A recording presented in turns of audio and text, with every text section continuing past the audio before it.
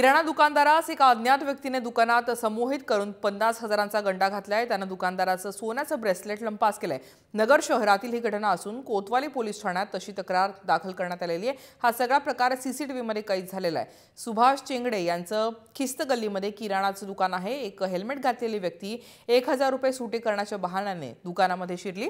सुटे पैसे घेताना त्याने यातील 500 रुपयांची नोट लकी आहे, तुमच्या हातातील सोन्याचं ब्रेसलेट या नोटेत गुंडाळून ठेवा, खूप फायदा होईल असं दुकानदार चेंगडे यांना सांगितलं आणि थोडा वेळ थांबून त्याने सुटे पैसे घेतो म्हणून गल्ल्यात हात टाकून ब्रेसलेटसह पोबारा केला। हा प्रकार चेंगडे यांच्या उशिरा लक्षात आला। त्यानंतर शोध घेऊन तो माणूस न दिसल्यामुळे अखेर त्याने पोलीस ठाण्यात धाव घेतली।